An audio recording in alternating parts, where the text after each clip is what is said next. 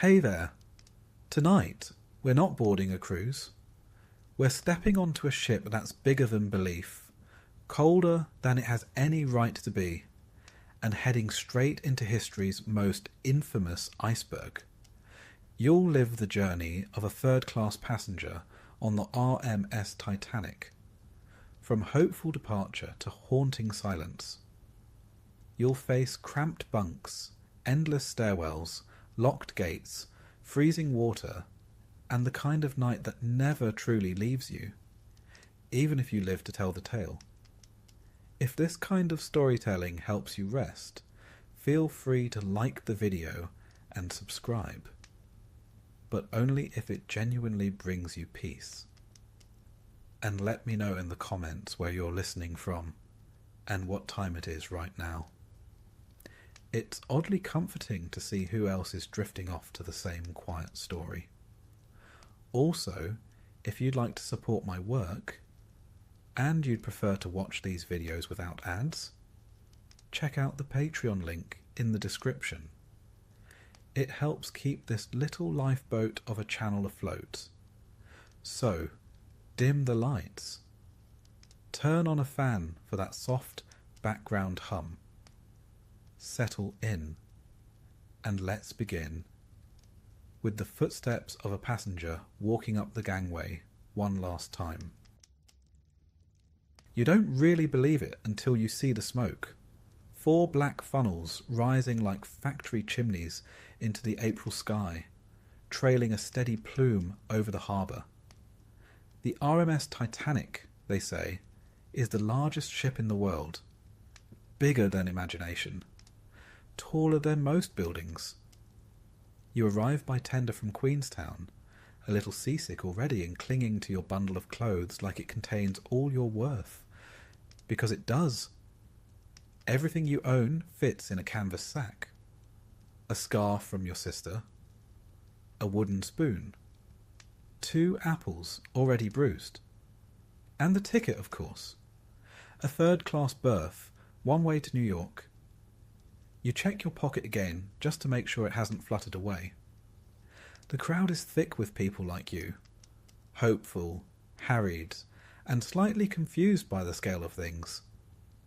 Steerage passengers aren't given grand welcomes. There are no brass bands or champagne flutes, just an officious fellow with a clipboard barking names. You shuffle forward in the queue, elbow to elbow with mothers carrying babies, Irish farm boys whispering to each other, and a few stiff-looking Scandinavians with suspiciously large suitcases. You suspect they're smuggling bread. Smart, really. The Titanic looms so high above the quay that you have to tip your head back until your cap nearly falls off. There's a gangway, but not for you. That's for second class, or maybe even first. The wealthy folks with hats that cost more than your father's farm. You're directed around to a smaller entryway near the cargo loading zone, and you file in like livestock. It's hard not to feel like part of the cargo. Inside, the smell hits you first. Fresh paint, new wood, a hint of coal smoke and salt air. It's not unpleasant, just sharp, like the ship is still curing. A steward, young and already tired, waves you along a metal corridor without making eye contact. You descend a set of narrow stairs into the bowels of the vessel. It gets warmer as you go down, and louder. Somewhere, deep in the belly of the ship, you can feel the thrum of engines being prepared for departure.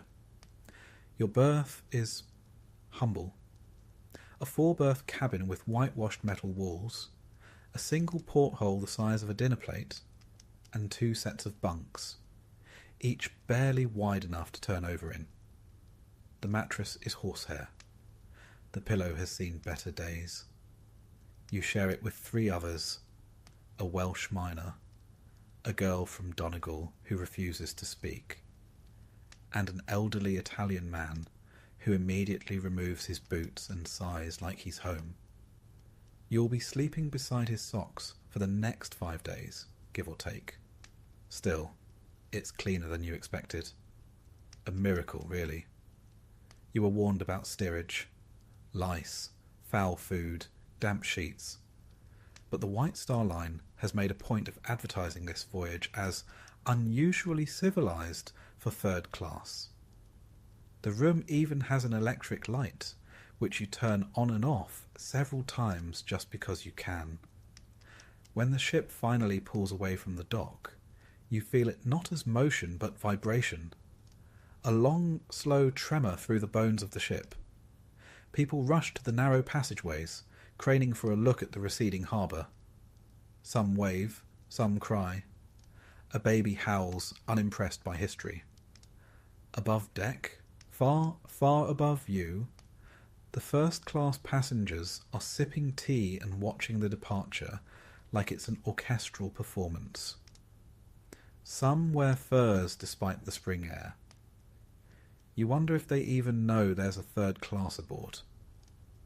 You wouldn't be surprised if they assumed you were ballast. A steward drops by to explain the rules.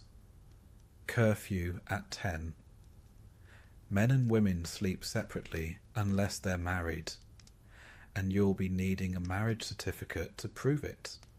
Meals are taken in the dining saloon, 2 decks up, through the steel corridor, and past the washing station. Clean hands are apparently expected. You wonder if clean boots are too. Yours have never been accused of such a thing. Dinner is more than tolerable. You sit at a long wooden table with chipped edges, surrounded by strangers with varying accents and suspicious elbows. The fare: soup, boiled beef, potatoes, bread with proper butter, and plum pudding. It's hearty and hot, and there's plenty of it. The White Star Line is very proud of feeding its passengers properly, even those in steerage. You hear someone mutter that the menu upstairs includes roast squab and oysters. You quietly chew your bread a little faster, lest you start resenting your pudding. Afterward, you walk the lower corridors. The ship is a labyrinth. Metal walls, doors marked in confusing codes, stairways that lead to nowhere. You pass a small band practicing in a side room. Not the grand ensemble from first class, but a modest fiddle and piano duo. They play a reel that reminds you of home, and you stop just long enough to pretend you're not listening. There's a room for washing, large, tiled, cold, with basins and a pump handle. You splash water on your face and look in the mirror. You don't look like someone who belongs on the world's greatest ship. You look tired. But you're here. You made it. For now, that's enough. That night, as you lie on the too thin mattress with your arms tucked in tight to avoid brushing your neighbour, you stare up at the metal ceiling and try to imagine what first class looks like. There are electric elevators, you've heard, a squash court, a Turkish bath. You don't know what that is, but it sounds complicated. There's a reading room with velvet chairs, a veranda cafe with real ivy and a glass roof. Some passengers even brought their automobiles. Not that there are roads in the Atlantic. You consider sneaking up to see it, just once.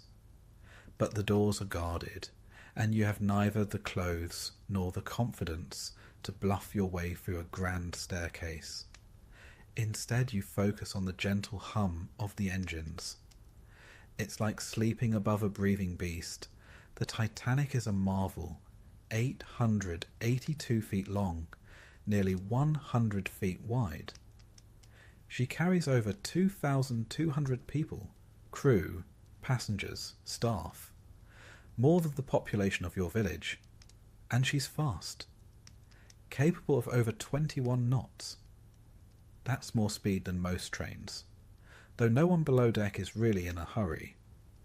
The ship's designers claimed she could remain afloat with 4 of her 16 watertight compartments flooded. Some even call her unsinkable. You're not sure who started that rumour, but it's repeated like gospel. You close your eyes and feel the sway of the ocean, gentle for now. The North Atlantic is calm tonight, a rare blessing. Someone down the hall is playing a harmonica, a lullaby maybe, or just a tune to pass the time. The Italian man snores. The Donegal girl shifts restlessly in her bunk. You try not to think of the distance beneath you, the fathoms of black water below the hull. You remind yourself this is an adventure, a new start. You are 24 years old and have 3 coins in your pocket, but you are also a passenger aboard the Titanic. That's something to tell your grandchildren, assuming you make it to New York, and then somehow find both a wife and the money for grandchildren. The next morning you're awakened by a bell, not an alarm exactly, but something that clearly means you're expected to rise. You dress quickly, no hot water of course. You nod to the others in your cabin, a quiet nod, since conversation before bed is dangerous business. Breakfast is oatmeal, tea, and stewed prunes. You're not sure if it's meant to be comforting or a warning. Up on deck, you steal a glimpse of the sea. It stretches forever in all directions, silver blue and still. You're surrounded by sky and nothingness.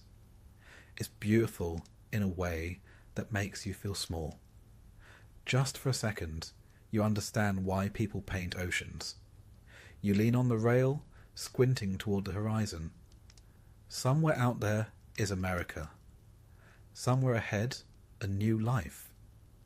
Somewhere above you, someone is reading a novel and sipping coffee from a porcelain cup. But down here for now, you are just a speck aboard a steel mountain, carried westward by the dreams of better things. And for the moment, everything is still afloat. The first full day at sea begins with your head jammed into a bunk corner and the Welshman above you snoring like he's strangling a goose. You're not sure which is louder, the man or the ship. The engines below beat like a great mechanical heart, deep and steady. It's a sound you'll grow used to, or at least tolerate, like the smell of damp wool or the taste of lukewarm tea. You climb down the narrow ladder, boots thudding on metal floor, trying not to wake the girl from Donegal, though truth be told, you're not sure she sleeps at all. She always looks slightly startled, as if she's just remembered something terribly important, and then forgotten it again. The Italian fellow is already up and lacing his boots, humming tunelessly. You nod to him. He nods back. Language barriers are easy to navigate when there's only one topic worth speaking about: breakfast. The corridor outside your cabin is narrow enough that 2 people passing have to negotiate it like a waltz. Pipes run along the ceiling. Everything is metal. The walls, the doors, even the staircase railings. You feel like a mouse in a boiler room. Still, it's clean. Surprisingly so, the White Star Line made sure of that. After all, third class is no longer called steerage in official brochures.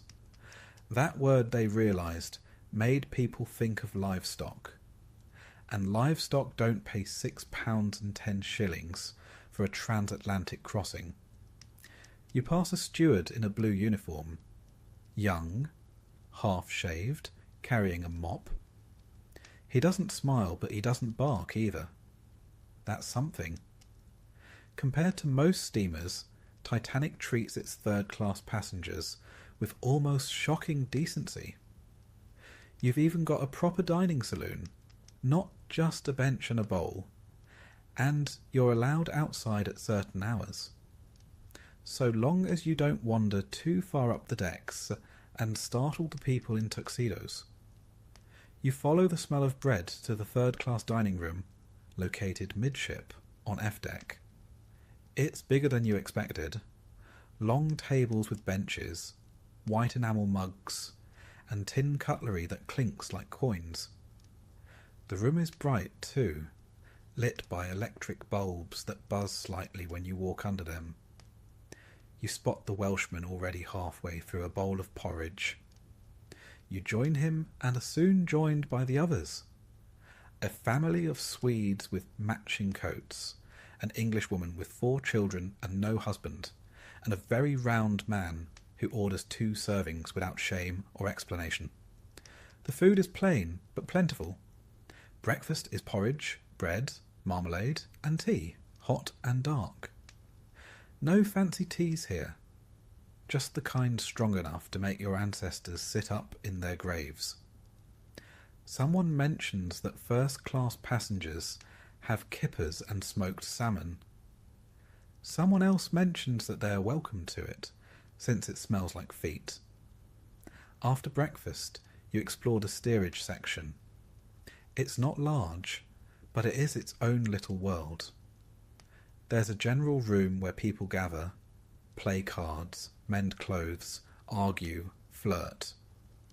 A piano stands in one corner, and someone is always trying to play it, with varying degrees of success. The Irish boys know a few jigs, the Norwegians do not. A small library sits against one wall, mostly Bibles and books no one intends to read. But it looks respectable, and that's the point. The White Star Line wanted third class to feel clean, moral, and well supervised. Not because they cared, particularly, but because the immigration authorities in New York did. Ships that arrived with lice, fever, or rowdiness risked losing their landing permits. So the company, wise to the economics, kept steerage tidy. They hired matrons to monitor women and children. They fed you 3 times a day. They even installed electric fans to keep the air from turning fetid. Of course, you're not supposed to know that. You're supposed to be grateful for the generosity. And you are. It's better than any crossing your cousin ever described. His ship had rats the size of chickens and smelled of cabbage from Dublin to Halifax. Titanic, by comparison, smells faintly of varnish. You make your way up to the open-air deck, one of the few parts of the ship where third-class passengers are allowed fresh air.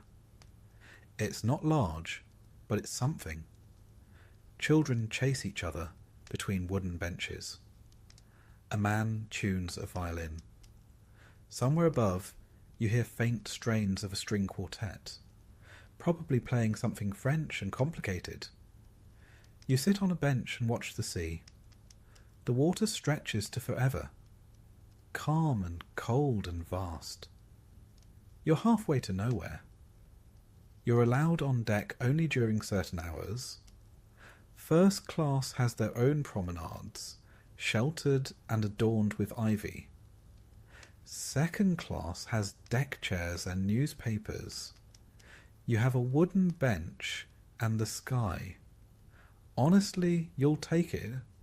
The sky doesn't care how much you paid for your ticket. Back below, a steward announces lunch. The dining saloon fills quickly. You sit with the same group as before. The miner, the Donegal girl, the Swedish family. Everyone's a little warmer now. A little looser with their stories. You learn the Welshman's name is Evan. He's going to Pittsburgh to work in the mills. The Swedish father speaks some English. He says simply, "America better." No one argues. Lunch is soup, corned beef, and boiled potatoes. There's rice pudding for dessert. You scrape your plate clean.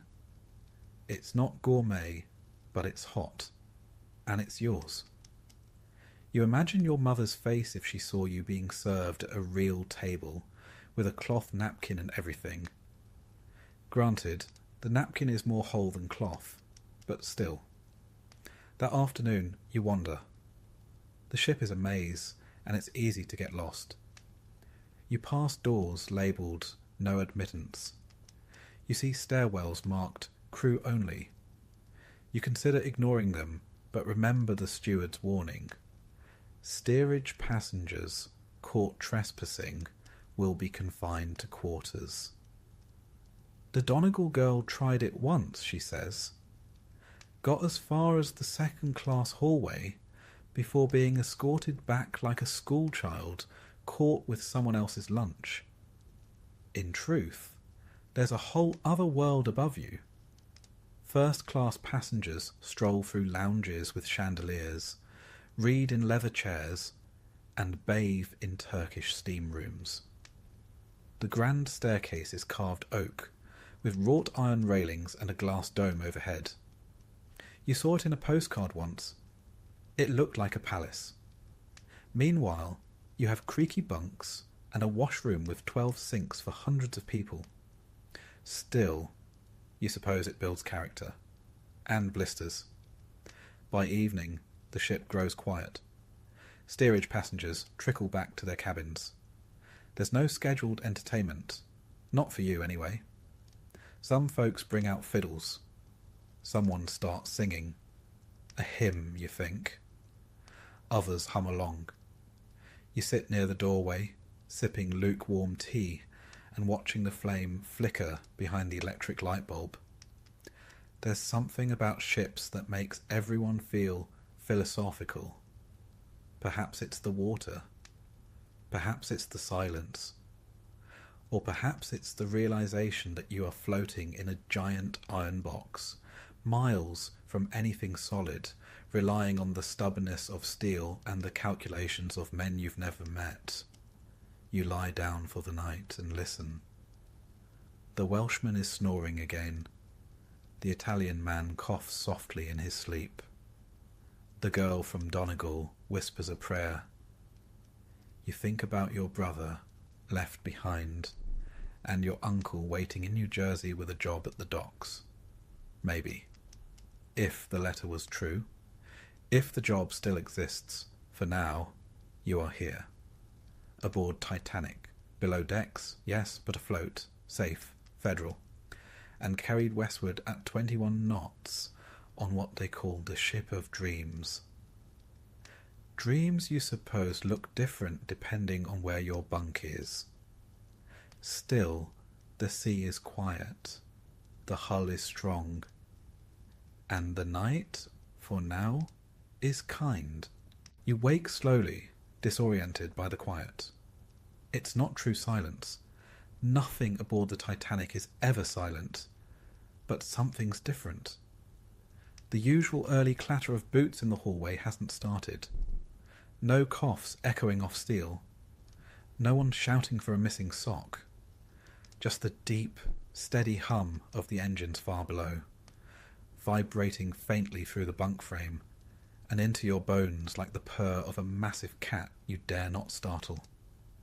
The light through the tiny porthole is grey-blue, filtered through Atlantic mist. It's early, but you're wide awake. You've decided that today you're going to climb. You swing your legs down carefully.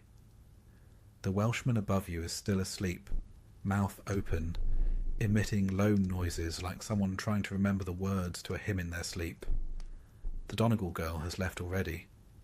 Her bunk is empty, her blanket neatly folded, her presence already a ghost. The Italian man snores softly, boots by his bedside in perfect placement. You dress quickly, quietly, and slip out into the corridor before the daily shuffle begins. The air down here in third class, officially called steerage by everyone except White Star's pamphlets, is thick with engine heat and the scent of wet wool. The corridor is narrow enough that passing someone requires sideways negotiation and a muttered apology. Pipes line the ceiling, rivets pattern the walls. There's a sense that everything here is very sturdy and very uninterested in your comfort. But today you're heading up, beyond the reach of the heat. beyond the bulkheads that mark your invisible boundaries, beyond where your ticket says you belong. You've heard whispers of the higher decks, not just the first-class rooms, the ones with fireplaces, private promenades, real bathtubs, but of the corridors that feel like museums, of the grand staircase carved from wood finer than any church you've seen. You want to see it, if only for a moment, if only from a corner. You start the climb. The first few staircases are familiar. Utilitarian steel steps, cold railings, walls painted a colour that can only be described as institutional beige. You pass a steward who nods sleepily and doesn't ask where you're going. Lucky, that. The change happens gradually. You pass through a metal door, and suddenly the walls are panelled. The floor has carpet. The light grows warmer, as if the bulbs here burn a better brand of electricity. The air smells of varnish and faint perfume. You've left the Titanic as transport and entered Titanic as temple. You slow your pace, walk softly. No one looks up, but you know, instinctively, that you don't belong here, that your boots are too loud, that your coat smells too much like salt and boiled beef. And then you see it, the grand staircase. It rises before you like a cathedral in motion. Ornate oak railings curl gracefully around a sweeping set of steps. Ironwork glitters in soft light. At the landing stands a clock flanked by two carved female figures. Honour and glory crowning time. You wonder if either of them knows what time it actually is, or if they're just guessing politely. Above the staircase, a domed glass skylight lets in filtered light. You imagine it would be beautiful on a sunny day, but today it's just a moody grey, like the ocean in glass form. You don't dare touch anything. You just stand there, heart thudding like a drum solo in a hymn, watching a steward in white gloves arrange something on a side table. A vase of fresh flowers. Orchids, maybe. Someone upstairs has orchids. The steward spots you. His expression doesn't change, not quite. Just enough to communicate that this is not your hallway. You offer a vague nod and retreat the way you came, trying not to look like someone who had to see it to believe it. You drift sideways into second class. Fewer chandeliers here, but still very proper. You pass through the second-class library, neat rows of books, mostly Bibles, school texts, and novels about quiet people doing quiet things. A man in a bowler hat reads aloud to his wife in a whisper. You walk slower in here. You feel like if you rustle your sleeves too loudly, someone might ask to see your grammar school certificate. There's a second-class smoking room too. Smaller than first classes, but still elegant. A pair of older men sit by the windows playing cards, smoke drifting like clouds of contemplation above their heads. One is speaking French, the other possibly German. You pretend not to notice. They pretend not to notice you. Eventually you turn back. You've gone high enough. You've seen their world. At least the edge of it. And you've confirmed what you suspected. It was never built with you in mind. Back down in third class, everything returns to form. The benches are harder, the walls closer, the air thicker with people and potatoes. But you're greeted with a grin by a boy you barely know, and a nod by a man who snores in harmony. You sit in the general room and exhale like someone who's made it home after an awkward dinner. The general room is alive this morning. Someone's playing a fiddle again, the same tune as yesterday, but faster. A girl is clapping along, offbeat but enthusiastically. A young man tries to show off his tap steps, but slips and nearly takes out a bench. Everyone laughs, and the moment becomes a story before it finishes. The piano in the corner is being abused again. You can hear a hymn start, stop, restart, then veer entirely off course. No one minds. Someone brings out a deck of cards. Another offers tea. No one asks where you've been. Lunch is stew and bread. Always stew and bread. But today, someone's managed to swipe an extra scoop of treacle pudding, and the table erupts in fake outrage and real envy. You hear more rumours during the meal.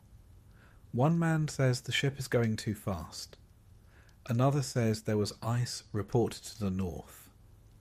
A third man, who has read one book and now considers himself a naval engineer, claims the ship can't sink because the hull is divided into 16 watertight compartments. Even if for flood, he says through a mouthful of beef, she'll stay afloat. Built like a fortress, she is. You look down at your plate and imagine water finding its way into every spoonful. After lunch, you go up again, but only as far as the open-air deck allowed to third class. It's small, stern-facing, with benches along the rail, but the sky is bright now, and the air is fresh. Children chase each other. A pair of young lovers try very hard not to look like they're holding hands. A steward watches with the patient expression of a man who's been told not to interfere unless someone falls overboard. You find a spot at the railing and watch the waves break gently behind the ship. It's hard to fathom how much power is driving the Titanic forward. Nearly 50,000 horsepower. 3 enormous propellers churning the Atlantic into foam. You think of the stokers down below, men sweating in engine rooms the size of cathedrals, shoveling coal into furnaces 24 hours a day. Most of the ship's crew never see sunlight, but they're the ones making the world move. You stay on deck longer than usual. No one shoos you off. Maybe the steward is tired. Maybe he's warming up to you. Maybe, unlikely, you just look respectable from behind. When the wind gets too sharp, you head back down to your bunk. The Welshman is awake and telling a long story that seems to involve goats, a ladder, and a very unfortunate hat. The Italian man nods solemnly. Whether from comprehension or politeness is anyone's guess.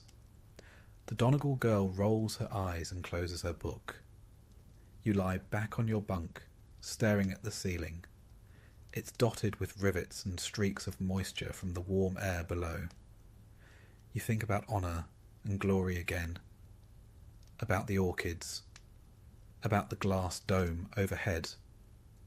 You wonder what it would be like to walk that staircase freely, as if it were your home, not a museum closed for cleaning.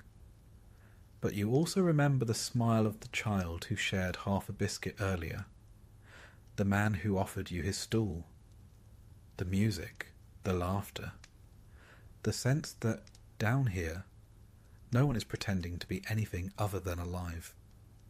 You drift asleep that night with a strange feeling in your chest.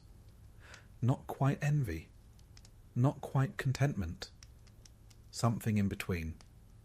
Something shaped like a staircase that you'll never climb, and a bench that always has room for one more.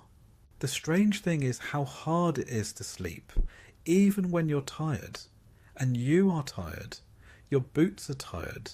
Your spine is tired. Even your eyelids, which have spent all day squinting against salt-bright skies or smoky lamps, have become heavy with the weight of everything you've seen.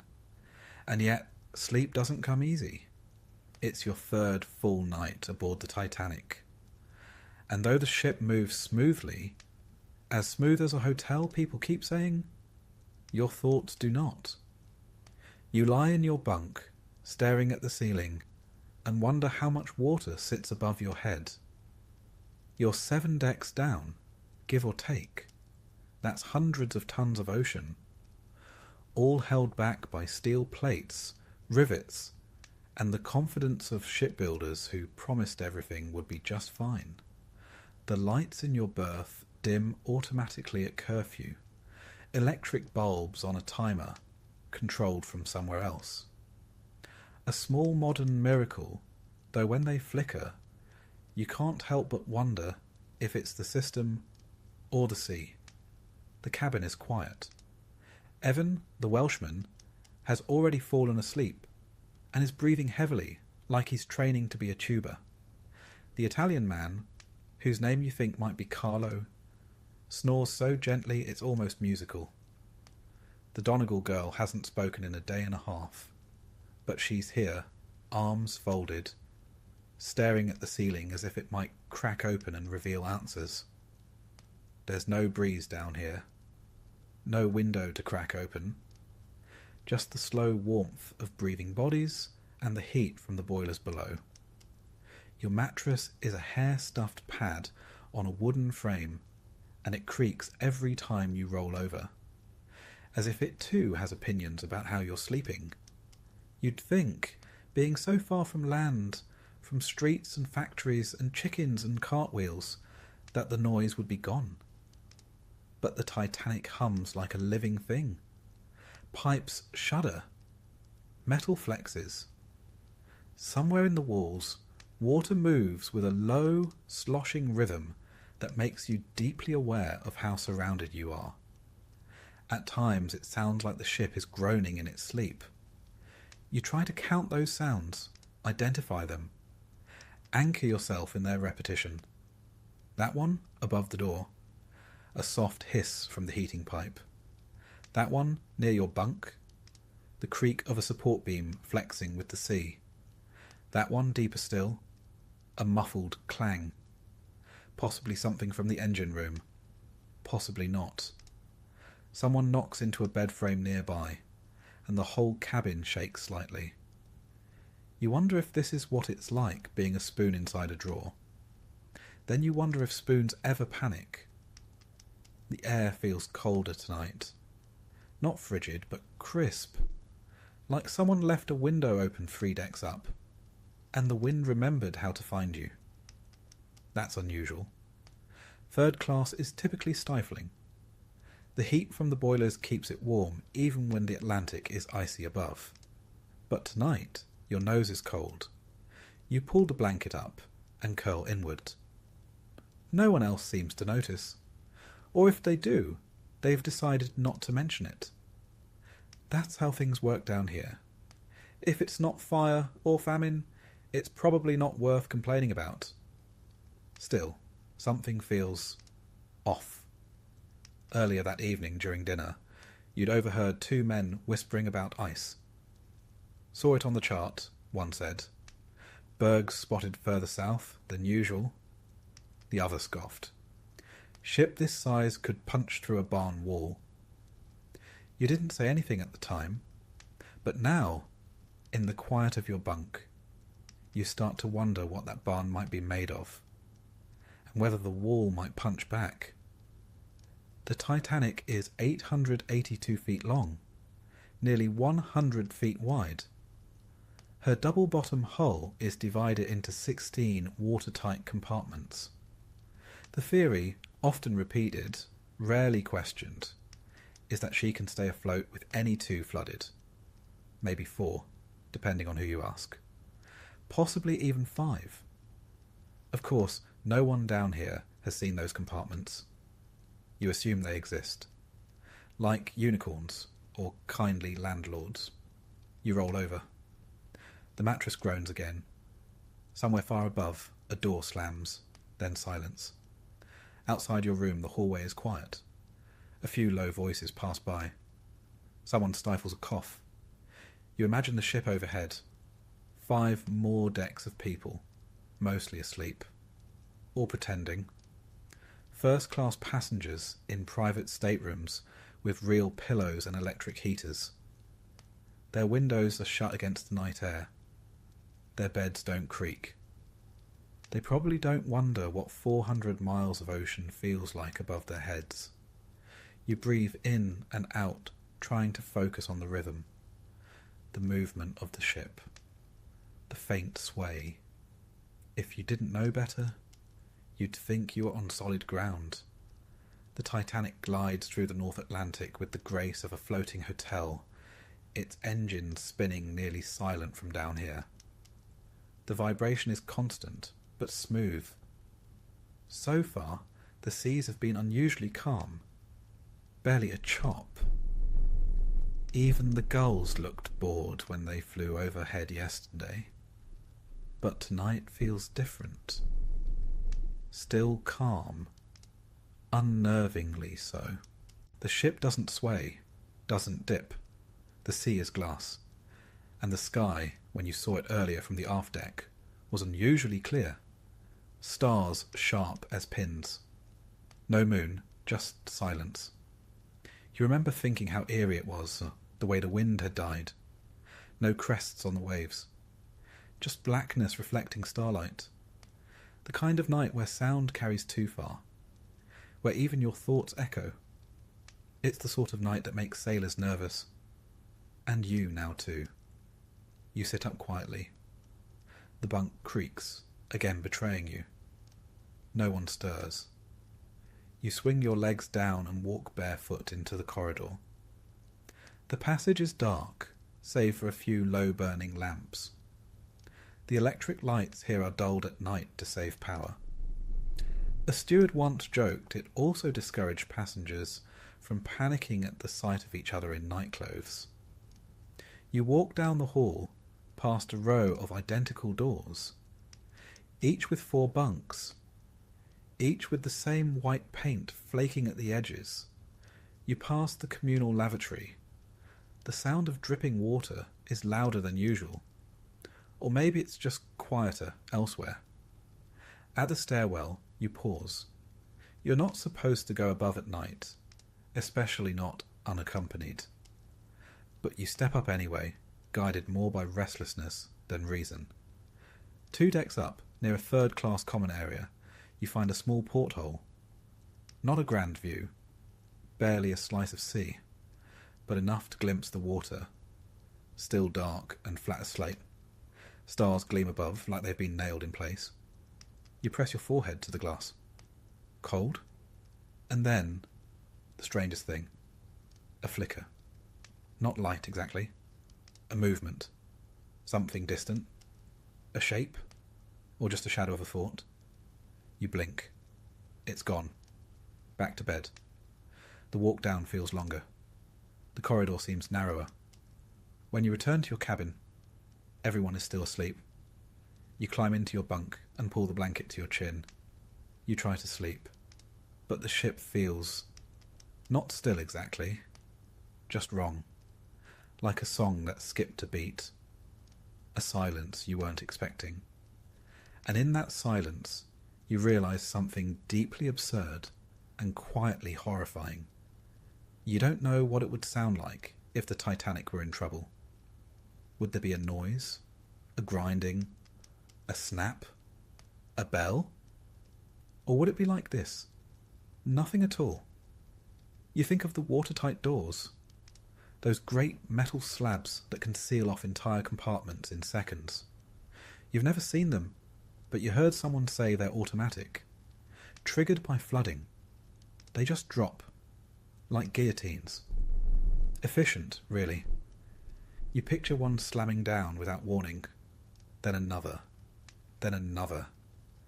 And suddenly the sound you imagined, the scream of steel buckling, becomes too loud in your thoughts, and you roll over again, pressing your hands to your ears. It's just nerves, you tell yourself. Just stories. You're thousands of miles from home, surrounded by strangers, being carried across an ocean you've never seen from shore. Of course your mind is playing tricks. You've climbed too high, snuck too far, seen the edges of other people's worlds. It's made you suspicious of your own. You squeeze your eyes shut and listen again for the heartbeat of the ship. The engines hum. The pipes moan. Evan breathes. Carlo snores. The girl from Donegal turns in her bunk and sighs. Not loud, but long. Like someone remembering they still exist. You focus on that sigh, human and simple. Something solid in the machinery. And finally, with no ceremony at all, you slip into uneasy sleep. Above, the Atlantic stretches black and endless. And somewhere, invisible for now, something cold waits patiently in the dark. The next day starts like any other. Too early, too loud, and somehow too warm and too cold at the same time. You wake up unsure whether you slept for 5 minutes or 5 hours. In truth, it's probably somewhere in between, stolen in snatches between creaking pipes and the haunting knowledge that the ocean is still out there, waiting. Your boots are colder than they were yesterday. You wiggle your toes before stepping in, hoping the heat from your feet will make peace with the leather. It's April 14th now. Sunday. Easter Sunday, in fact. At home, there'd be a sermon, then boiled eggs, then the sort of quiet family tension that passes for celebration. Here there's porridge. The dining saloon smells of tea, bread, and too many people with nowhere else to be. You sit with your usual group, Evan the Welshman, Carlo the Italian, and the Donegal girl, who still hasn't offered a name but has stopped flinching when people speak near her. A quiet improvement. You nod a happy Easter across the table. Only Carlo returns the greeting. Evan just mutters something about missing his boots and keeps eating. You hear someone at the far end of the table say something that catches your attention. "Ice ahead," the man says, voice low, like he's sharing state secrets instead of breakfast gossip. "Bergs," says another. "More than usual. They're drifting south." You look up. The men are older, one with a sailor's beard, the other with a face like baked leather. They sound like the sort who say, "I told you so," before anything actually happens. Still you listen. They say the wireless room's been getting warnings, the first man continues, buttering his bread with unnecessary force, from other ships. "Wireless?" someone asks. "The Marconi," the second man explains. "They've got one aboard, big set, sparks flying and everything, sends messages to shore and other liners, not just for passengers. They use it for navigation too." "Captain'll know then," someone says, "if there's danger." The two older men nod, slowly but not confidently. That's the worst kind of nod. Later, up on the open-air deck, you try to forget the conversation. The sea is as flat as a dinner plate, barely a ripple. The wind has stilled almost completely. The cold, though, that remains. It's the kind of cold that sneaks in under your clothes and lingers behind your ears. You pull your collar up and lean on the railing, squinting at the horizon. Nothing. Just water and sky. Two blues with no border between them. Occasionally a sparkle where the sun hits the surface. No land, no ships, no birds, just quiet. You can feel it in the air. Not fear. Not yet. But a sense of waiting. Like the ship itself is listening. A steward nearby paces slowly, arms behind his back. He doesn't speak to anyone, but he watches everything. They're always watching, even when they pretend not to be. You remember what the man said about ice, that it's further south than normal this year, brought down by ocean currents that don't much care about shipping lanes or luxury. The Titanic is sailing near 41 degrees north, the same band of ocean where the Grand Banks fogs roll in and ice sometimes wanders, lost and unnoticed, until it's too late to matter. You heard someone say there were at least 6 warnings sent to the bridge yesterday. The Californian, the Caronia, the Baltic, all had spotted ice. Some had changed course, but Titanic had not slowed down. In fact, someone said the engines were pushing her harder today than yesterday. The pride of the White Star Line, after all, doesn't dawdle. At midday, you walk past the wireless room, or rather, as close as third class is allowed to get. The room itself is tucked behind second class, on the boat deck, off limits, and guarded by closed doors. But you hear the spark through the wall, the steady, sharp rhythm of Morse code being tapped out. The 2 operators, Phillips and Bride, someone said, have been sending passenger messages all day. Telegrams to New York, to London. Mostly first-class passengers dictating congratulations to friends or instructions to brokers. You wonder if they resent it. The operators, not the passengers. You wonder if, in between, arriving Wednesday, best regards, and buy shares immediately, they ever think to forward the ice reports to the captain. Or maybe they already have. Maybe he's read them, frowned, and poured another tea. You won't know. You're not allowed to know. That's not how class works aboard the Titanic. Information trickles down slowly, like melted ice through a brass funnel. By late afternoon, the rumours are more frequent. A second-class passenger says he overheard an officer mention unusual flows. A steward in third class mutters that they've changed watch rotations. One woman claims her porthole was frozen shut. Another says she saw a chunk of ice floating by the stern, though on inspection it turned out to be a towel from second class. Still, the talk continues. You wander again, heading up as far as the stewards will let you. On one deck, near the rear, you pause behind a group of well-dressed gentlemen discussing ship speeds. She's doing 22 knots, one says confidently, though you suspect he's guessing. Trying to make headlines, another says. Bruce Ismay's idea. He's aboard, you know. You've heard that name before? Ismay, the managing director of the White Star Line. You imagine he walks around the ship like a man who's already written his own newspaper article. One of the gentlemen leans on his cane and says, I say let her go fast. Get it over with. These crossings are terribly dull. You note that he has not spent time in steerage. Supper passes uneventfully. Stew again, though slightly more seasoned, as if the cook is repenting. You eat beside Carlo and Evan, who argues quietly with a Scottish boy about whether the ship is headed too far west. The Donegal girl doesn't speak, but her foot taps beneath the table. Maybe nerves, maybe boredom.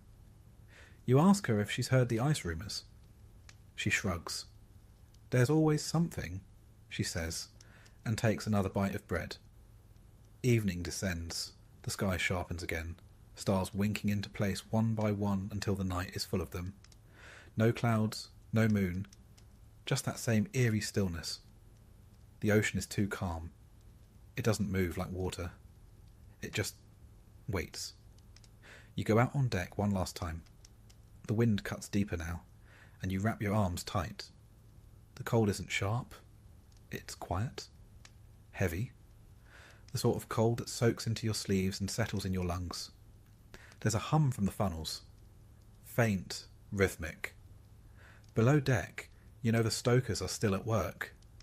Dozens of them, pale and sweating, shoveling coal into roaring furnaces. The Titanic burns over 600 tons of coal per day. That's 100 firemen on shifts, 24 hours a day, keeping her alive. You've seen none of them. You don't know their names, but you feel their work beneath your boots. Someone nearby mentions the iceberg warnings again. They've got lookouts posted in the crow's nest, of course, he says. Best view on the ship. You don't say anything. You just watch the sea. It reflects the stars so perfectly that for a moment you're not sure which way is up. The steward eventually calls for the deck to be cleared. It's nearly 10. Time to return below. Time to sleep. Time to pretend the whispers haven't followed you all day. Back in your cabin, the blankets feel colder than usual. You lie down slowly, as if your bones want to test the bed before trusting it. The engines hum, pipes hiss, a distant thump, probably nothing. You close your eyes and listen to the ship breathe. Outside, the night sharpens, and somewhere out there, a lookout climbs a ladder with no binoculars. It happens just before midnight. You're not asleep yet, though you've been lying still in your bunk for what feels like hours. The darkness in the cabin is almost complete. The low-watt electric bulb above your head has been off for some time, and the only light now is the faintest spill from the corridor beyond the half-shut door. Carlo is breathing evenly, for once not snoring. Evan has turned to face the wall, one hand beneath his head. The Donegal girl hasn't moved for the better part of an hour. The ship is quiet, not silent, of course. Titanic never truly rests. The vibration of the engines is always there, low and steady. The sound of water rushing past the hull. A metal creak every now and then, the occasional thump of something falling somewhere. A bucket, a mop, a steward's patience. But this is different. The jolt isn't sharp. It's not the screeching, cinematic sort of collision you'd expect. No fireworks, no explosion, just a shiver. A long, low, grinding sensation that hums through the bones of the ship and into yours, like someone has run a giant finger along the hull from bow to stern. Your mattress shifts slightly. The pipes above your head rattle. Carlo stirs. Evan grunts and mutters something about potatoes. Then everything stops. For a few seconds, the engines go quiet. Not off. Not quite. But they pause. You notice it like you'd notice a missing tooth, or a heartbeat that skips. The vibration in the walls, your bed, the very floor, gone. And in its place an awful stillness. Then the engines resume, not with a roar, but with a hesitant hum, like a man coughing politely after realizing he's said something awkward. You sit up, no alarm sounds, no bells, no shouting. Just the renewed rhythm of the ship beneath you, and the sudden, sharp awareness that something has changed. You climb out of your bunk and pull on your boots. Evan is sitting up now, rubbing his eyes. "What was that?" he asks, not quite to you. Carlo shrugs. Maybe anchor shift, or a wave. You glance at the Donegal girl. She's watching the ceiling, arms still crossed. No one moves to leave the cabin.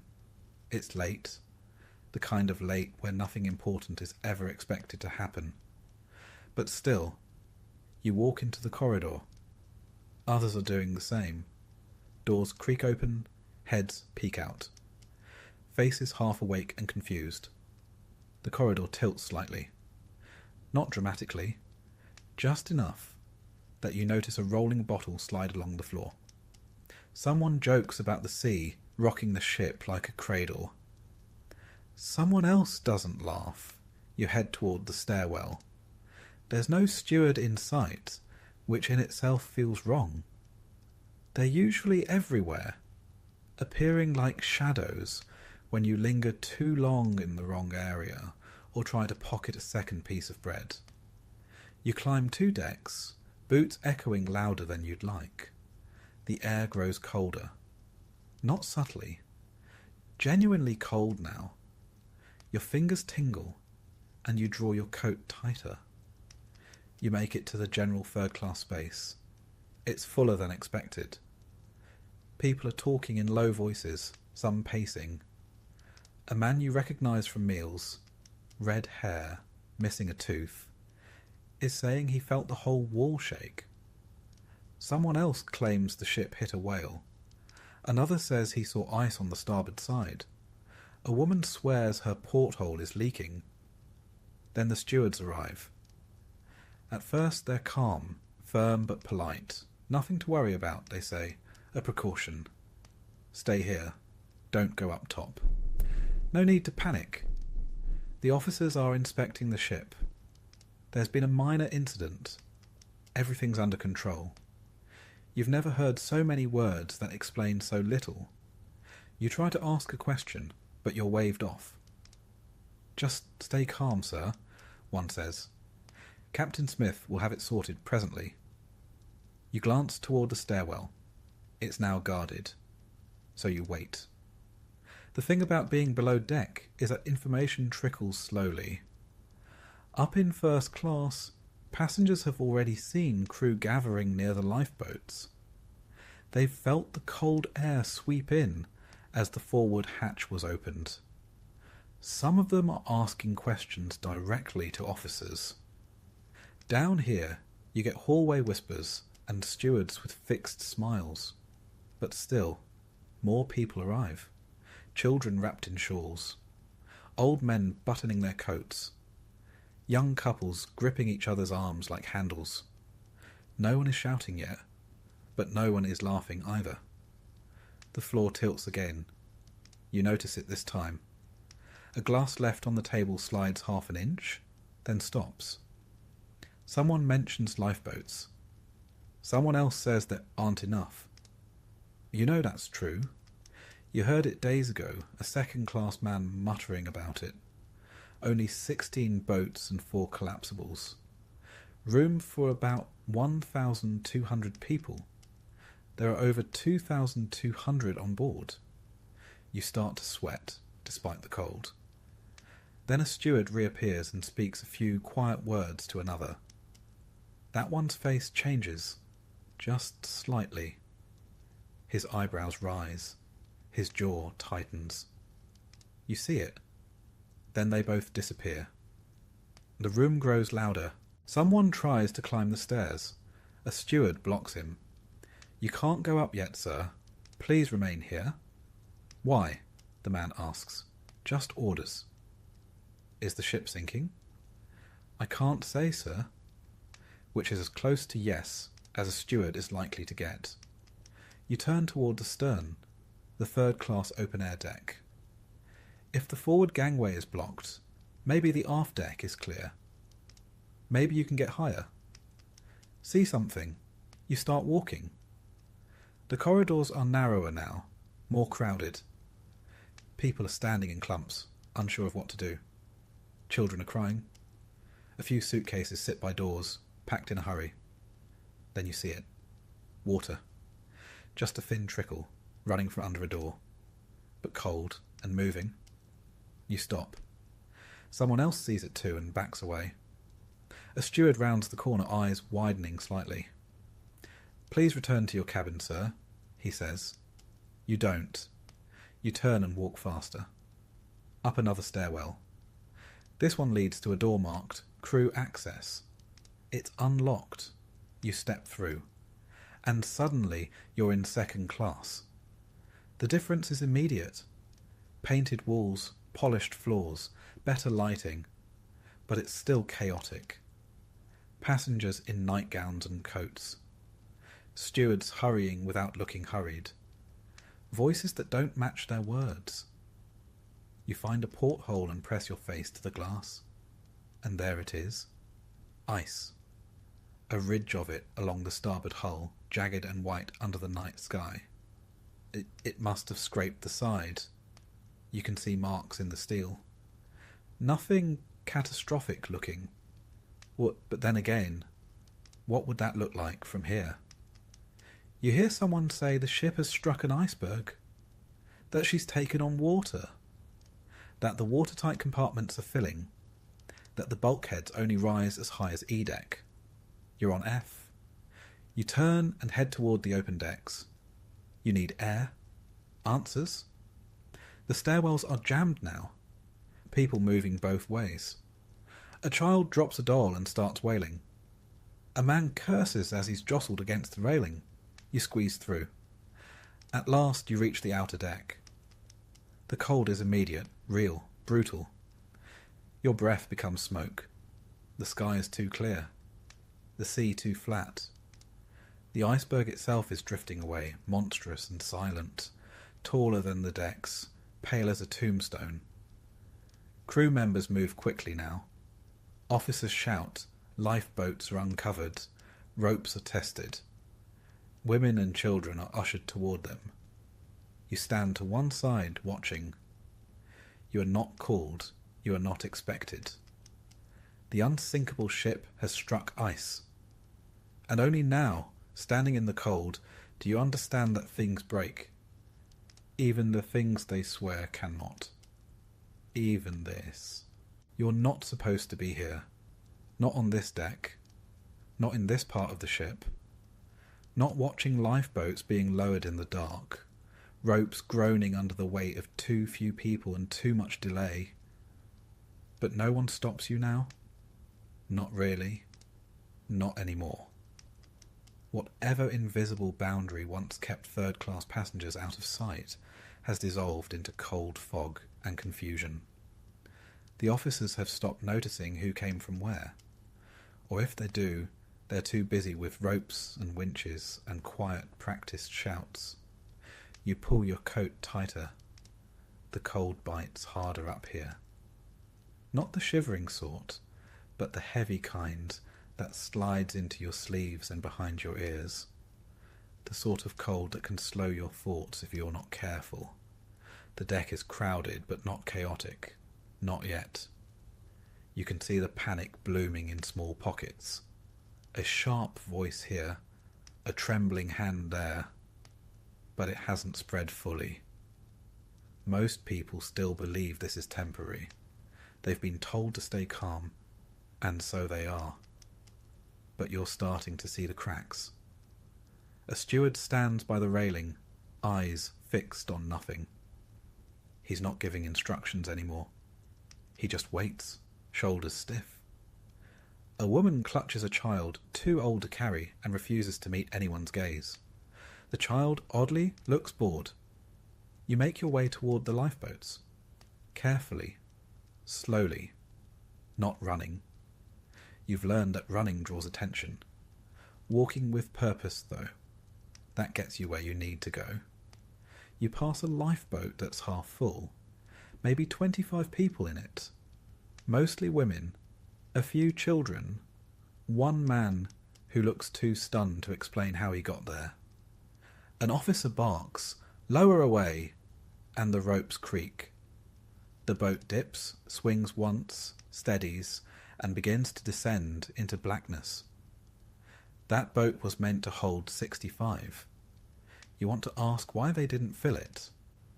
You want to ask if that man will be forced to give up his seat in the water. You want to ask a lot of things. But no one is answering questions now. The officer closest to you turns and calls out, "Next boat! Women and children only!" People start to move, but no one moves quickly. There's something surreal about it. The ship is tilting, you can feel it. But the instructions still come like boarding announcements. Courteous, measured, as if panic has been ruled out by regulation. You hear someone say the time. It's just past midnight. 15 minutes since the iceberg. Or maybe 30. It's hard to tell anymore. Up here, under the stars, time feels dislocated. A young woman steps forward to the next lifeboat. She's in a thin dressing gown, her hair hastily tied in a ribbon. She carries a suitcase that can't possibly hold anything useful. A steward takes it gently from her and sets it aside. "You won't need that, miss," he says. She doesn't argue. More women follow. One sobs quietly. Another jokes. Something about the boat looking more stable than her second husband. No one laughs. But the attempt lingers in the air, like a prayer that misfired. A boy, maybe 10 years old, tries to follow his mother into the boat. The officer hesitates. "How old?" he asks. 10, she says. He nods. The boy is waved forward. The mother squeezes his hand like it's the last hand she'll ever hold. Another woman refuses to go without her husband. "If he stays, I stay," she says, planting her feet. The officer doesn't argue, just moves on to the next name. You edge closer, trying to look useful. Maybe if you offer to row. Maybe if you lie and say you're crew. Maybe if... "Back, sir," the steward says firmly. "Women and children only." "I can row," you say. "We've got oarsmen already." "I'm crew," you lie. "Then get below and help," he says, without blinking. You step back. You scan the crowd for someone. Anyone, you know. You spot Evan. He's across the deck, standing like a post, watching the lifeboats without blinking. The Donegal girl is with him, now wearing a scarf you don't remember her owning. She's staring down at the wooden planks beneath her feet. You catch their eyes. No one waves. Another lifeboat is filled. Slowly, methodically, lowered into the dark. The water swallows the sound. From somewhere behind, a flare goes up. It's brilliant. A burst of white that turns the night into a false morning. For a moment, everything is too bright. The fear on people's faces is visible, sharp and undeniable. Then the flare fades and the stars take over again. You hear someone ask if help is coming. No one answers. The flares are meant to be seen. Distress signals, fired skyward at regular intervals. But they look beautiful, almost theatrical, like a show. As if this whole thing might be a trick, a diversion, a test. But it isn't. You hear someone mention the Californian. "Only 10 miles away," they say. "They'll come. They must have seen the rockets." You want to believe them, but something deep in your stomach says otherwise. You inch along the deck. A different lifeboat is being uncovered. This one has collapsible canvas sides. One of the emergency boats, stored near the forward bridge. A crewman curses as he fights with a rope. His fingers are bare and red. You see a group of men arguing nearby. One gestures to a list, another waves him off. Orders are changing now. The ship is changing. Logic is thinning. A few passengers begin to push forward. Not violently. Not enough to call it a panic. But the urgency is visible now. People have waited patiently for over an hour. But the ship is tilting more. Water is coming in. And the boats are leaving. Half full, mostly empty. And no one is calling your name. You pass another gate. One that had been locked earlier in the voyage. It's open now. Hanging crooked. Someone forced it, maybe. Or maybe a crewman finally realised that gates don't float. A family rushes past you. Father, mother, 2 small children. The father pauses at the gangway. "Go," he says, gently. The mother shakes her head. "Please." She doesn't move. A steward walks by, sees the moment and nods slightly. The children are taken. The parents stay behind. You keep moving. At the next boat there's an argument. A man refuses to leave without his wife. A crewman insists she's been taken on the previous boat. "How do you know?" the man shouts. "I don't," the crewman admits. And that's it. No further explanation. He walks away. The band plays still. They've moved closer to the entrance of the grand staircase. You can't see them, but you hear the melody. Steady, Slow, not cheerful, not mournful, just steady, like a heartbeat, or a clock, or something pretending to be both. Someone says they played Autumn. Others say it was Nearer, My God to Thee. You can't tell. It sounds like the kind of music people hum while folding shirts. Another boat goes down. This one is fuller. Word has spread. The crew are more urgent. Fewer hesitations. Still no call for men. Still no place for you. So you wait. You are told, again, to stay calm. The sea does not calm. The ship continues to tilt. And the stars continue to shine, indifferent and precise, as more lifeboats leave behind the lights. And you aren't entirely sure when the lifeboat stopped lowering. For a while there had been a steady rhythm to it all. Officers calling out, stewards ushering women forward, the thump of wooden hulls being dragged into place and swung out over the sea, followed by the groaning pulse of ropes slowly lowering tiny bolts into the dark Atlantic. There was order of a kind. Not perfect, not fair, and certainly not equally applied, but it resembled something like procedure. And you had believed, in the quiet way people believe when they are trying not to panic, that eventually someone would point to you, maybe not immediately, maybe not warmly, and say, "You, now this way," and that you would climb in, shivering, stunned, but alive. That was the hope, silent and absurd, that kept you moving. But now the boats are gone. You realise it slowly, like someone waking up and forgetting what day it is. You look down the line of davits and see only rope ends, wooden brackets swinging empty in the night wind. The crewmen who once moved quickly now stand still. Some look dazed, some have vanished. The stewards who had guarded stairwells like watchmen are simply gone. The crowd around you murmurs but doesn't cry out. No one wants to say it out loud, not yet. As if naming it, saying, "There are no more boats," would trigger something final. But the knowledge spreads anyway, unspoken and unstoppable. Every second, the ship sinks deeper, and you begin to understand you have missed your chance. A collapsible boat is being worked on near the forward section, but even you can tell it's not going well. "Collapsible A," someone whispers. They're trying to unfasten it from the roof, but it wasn't designed to be launched like this, and the angle of the deck isn't helping. The bow is noticeably lower now. Water has reached the deckhouses forward. Everything that was straight is now slanted. People adjust their footing without comment, leaning slightly, instinctively bracing against the change, as if pretending they aren't on a sinking ship, but simply walking a steeper hill than usual.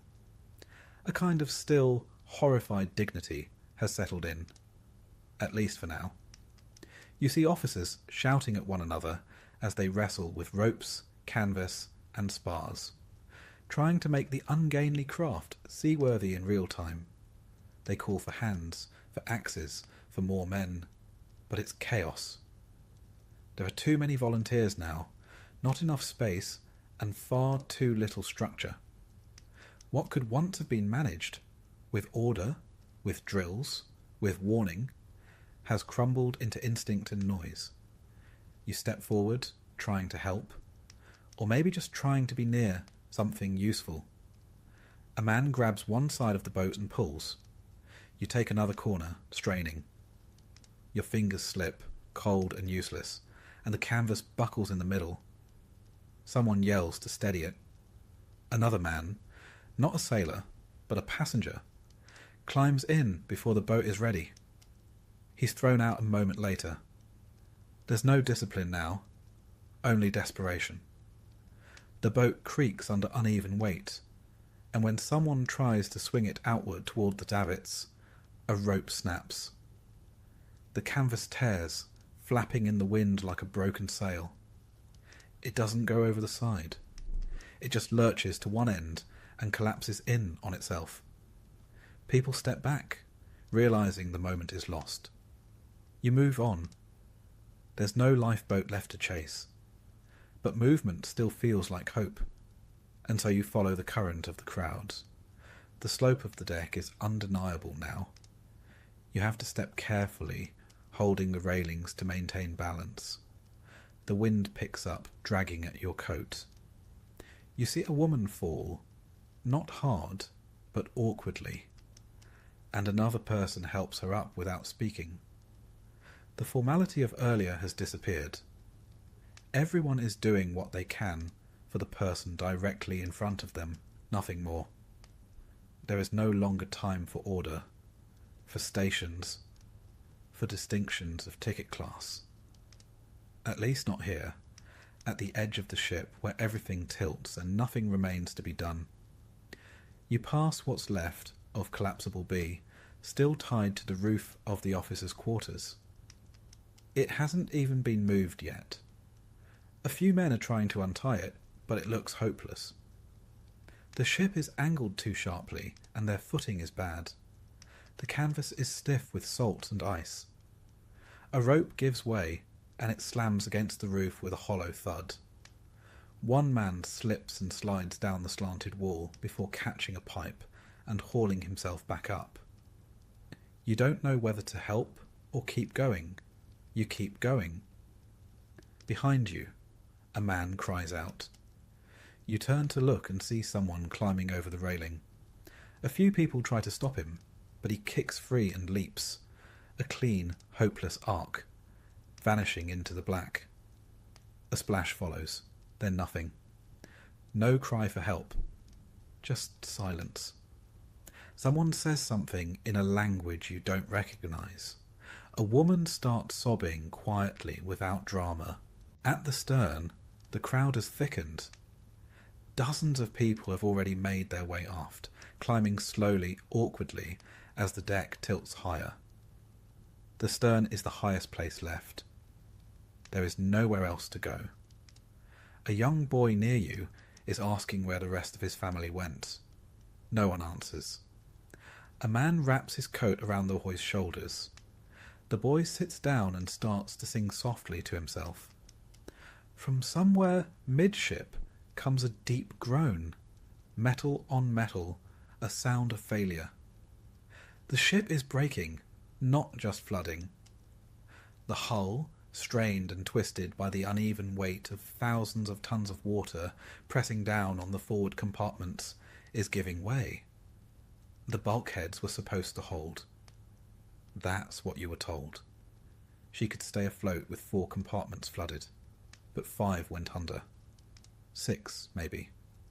You can't remember now. You press your hand to the rail and feel it vibrating.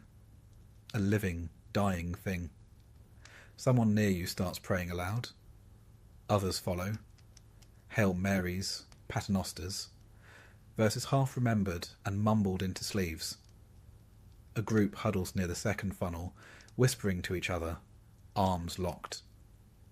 A steward walks past you, pale as salt, holding a length of rope in one hand and nothing in the other. He looks around, then kneels down and begins to tie something, not as a sailor would, but as a man trying to feel useful in the last hour of the world. The lights flicker, and then finally they go out. The ship is in darkness now. Utter, final, complete. No lanterns, no floodlights. No gentle glow from the salon windows. Just starlight and the pale sheen of frost on the deck. The wind rushes louder in your ears. You try to see your hands. You can't. Then the stern lifts sharply. Not a lurch, but a steady, terrible rise. You're pulled backward by gravity. People around you fall. You drop to your knees, grabbing the base of a davit to keep from sliding. Voices rise in pitch. Not all screaming, but all strained, stretched. You hear the sound of objects crashing down the tilted deck. Luggage, deck chairs, coal scuttles, bodies. One man tumbles past, arms outstretched, catching nothing. You close your eyes as he vanishes over the edge. The ship groans again, louder this time. A long, ripping sound deep in the core. It's breaking, really breaking now. Not just twisting, but splitting. You can feel it in your feet, your ribs, your teeth. Steel surrendering to the ocean. You climb, slowly, painfully. Hands shaking on the rail, boots slipping on frozen wood. You don't think anymore. You just move. Upward, always upward, to the very tail of the stern, to the last high point on the last high place on this enormous, dying ship. And then, without warning, the stern surges upward. The deck goes vertical. The ship is standing. You cling to the railing as the people beside you scream, fall, vanish. The wind whistles past your ears. You feel your grip failing, your arms burning. The sea is so close now, not beneath you, but beside you, curling up like a curtain drawn too high. And then you fall. You don't remember choosing to. You just let go. And the ship, once a marvel, once a miracle, once a palace of steel and lights and confidence, continues down without you into the cold, dark sea. The first thing you feel is not cold, it's violence. The ocean doesn't embrace you. It punches, it seizes, it claws the breath from your lungs before you've even surfaced. One moment, you're on the ship, clinging to the stern, boots skidding on vertical planks, arms wrapped around freezing rail. The next, you're in the sea. No warning, no preparation, no elegance. Just sudden, brutal impact and the all-consuming realization that you are no longer on something. You are in something, and it wants you. You sink. It's not deep, not yet. The stern hadn't finished rising when you let go. But it's enough. Your limbs flail, desperate for direction. Your coat, heavy with cold Atlantic spray, drags you downward. Your shoes feel like anchors. You don't remember opening your mouth, but it's full of water now. Salt, oily soot, and something else. Something metallic and old. The taste of a ship dying. You break the surface, gasping. Around you the water is churning. People are screaming. Some are silent. Arms flail in the dark, grasping at nothing. You feel someone collide with you. Shoulder, elbow, then nothing. Someone else grabs your coat, then slips away. You tread water, barely, but the shock is winning. Your heart races, your lungs burn, but your body is slowing. The cold, 28 degrees Fahrenheit, just below freezing, begins its quiet work. You don't shiver. Not yet. That comes later. First, you just slow down. You look back. Titanic still looms, but only for a moment. The stern, once towering above, now shudders. It's upright, impossibly vertical. But even that is ending. You watch as the last funnel cracks free with a terrible metallic shriek and falls toward the water. It misses you by what feels like yards. A wave surges as it hits, flinging you backward.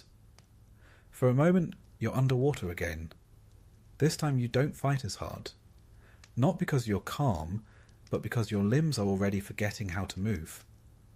When you rise again, the ship is going, not sinking, gone. The stern slips beneath with astonishing speed.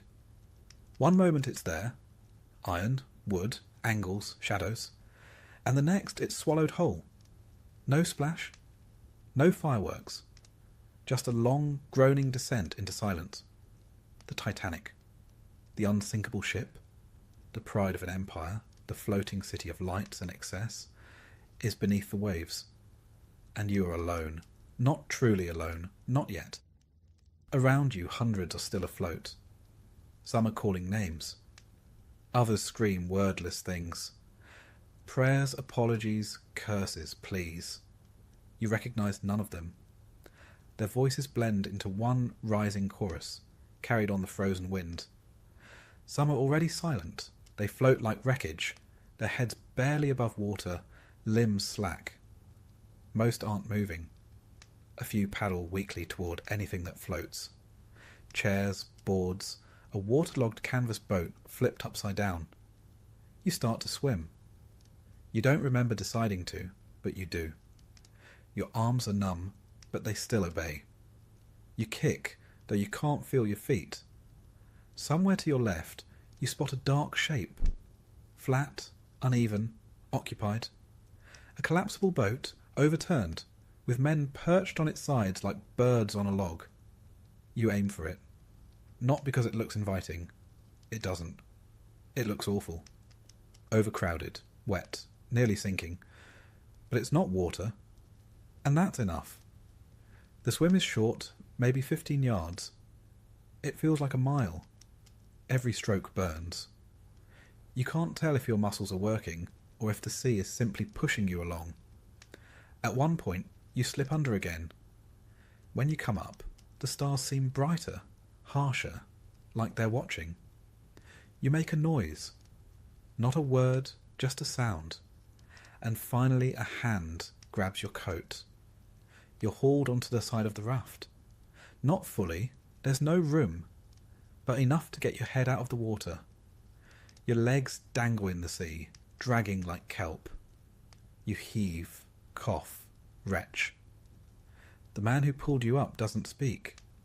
None of them do. At least 20 are perched here, sitting ankle to ankle along the curved hull of the overturned collapsible.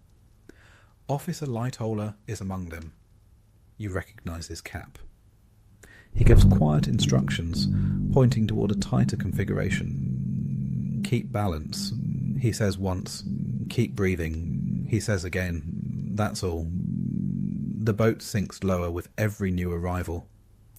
At one point, a man tries to climb all the way on, and the whole thing nearly flips. Screams rise again. Lightoller shouts, "Stay off the top!" The man is pushed back into the water. No one helps him up again.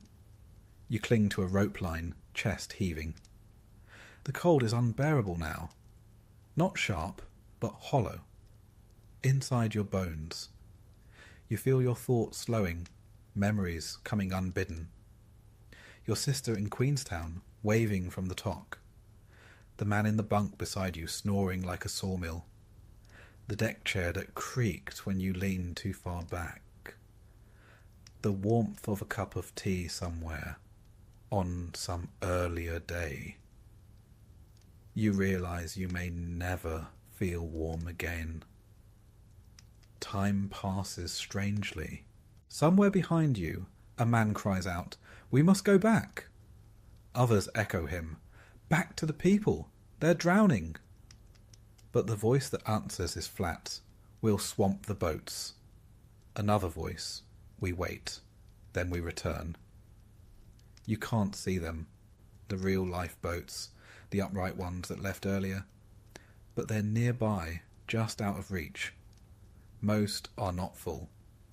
Some have only a dozen aboard, floating in boats meant for 60. But the sea is full of hands now. If they go back too soon, they'll be overturned. So they wait. The cries in the dark grow fewer. One by one, the voices fade. The splashes stop. The sea goes still. You look out and realise the stars are reflected perfectly now.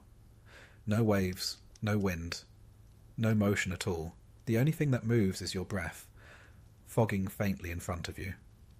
The raft shifts beneath you. Someone has died.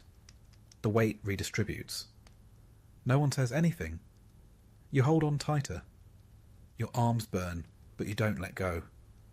Not because you're strong, but because you've forgotten how to do anything else. Lightoller keeps the group balanced.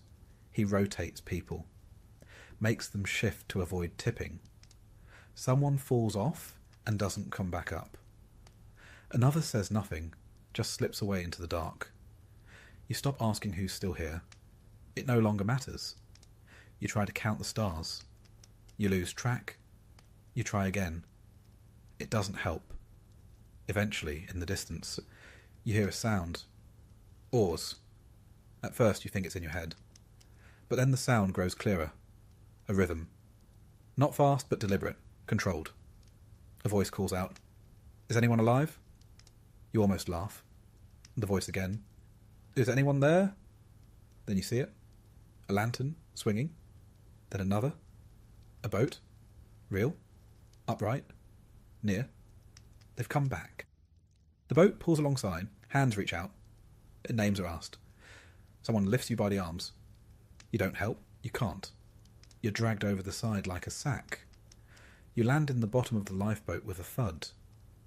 No one scolds you. No one cheers. Someone wraps you in a coat. Another gives you a sip of brandy. You cough it out. You're among the lucky ones.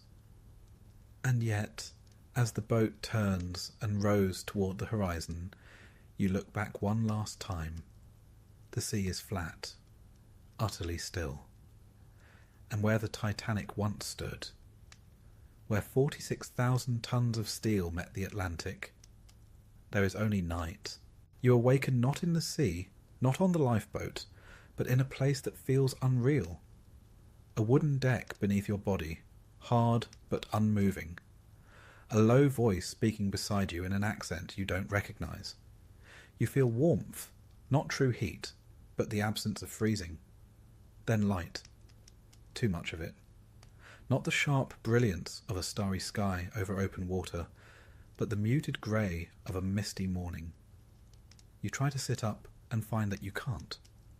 Not because something holds you, but because your body has not yet remembered how. You're wrapped in wool, in hands, in steam, in soft fabric. A cup is pressed to your lips. You drink something thin and warm that tastes like nothing at all. You do not speak.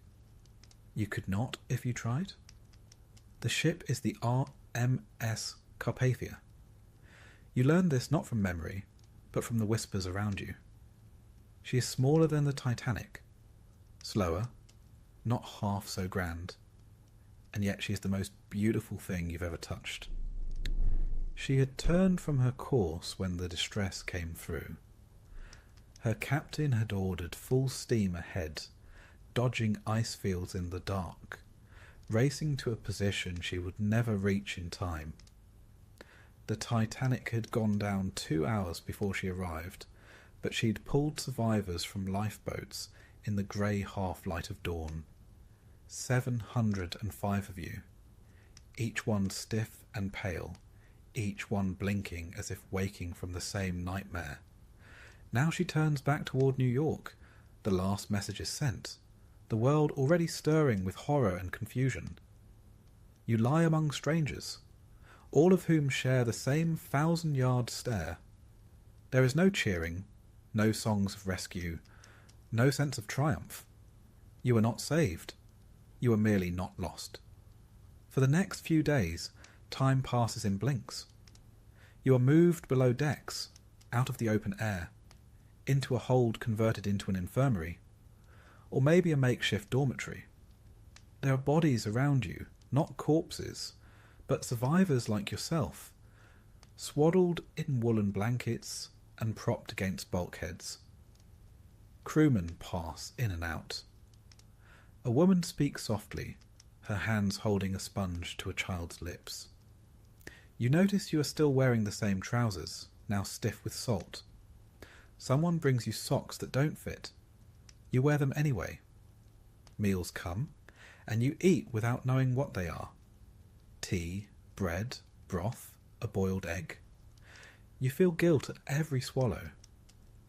There are men who cannot lift their heads. You do not know their names. They do not ask yours. The stories begin before you even leave the ship.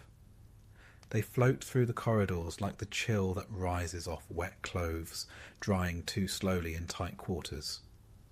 One man claims the Titanic split in half. Another swears it did not. Some speak of officers firing pistols, of lifeboats half full and pushing away from crowds screaming in the dark.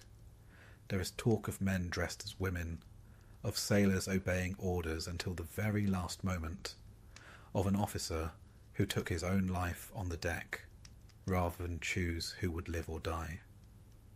There is no way to confirm any of it, and yet you absorb every word. These rumours become a sort of common language between you. When a man breaks down in sobs, no one asks why. You all know why. You hear the name Lightoller spoken with reverence, though he too is as hollow-eyed as the rest. He survived by balancing on the overturned collapsible, organising those who clung to it like driftwood. Others speak of a baker who drank himself nearly senseless before stepping into the sea and somehow floated to safety on a barrel of bread. These tales sound like inventions. They are not. Every passenger carries a piece of the story, jagged and imperfect. When you try to speak of your own, the words do not come. Not because you are ashamed, but because you do not know how to begin.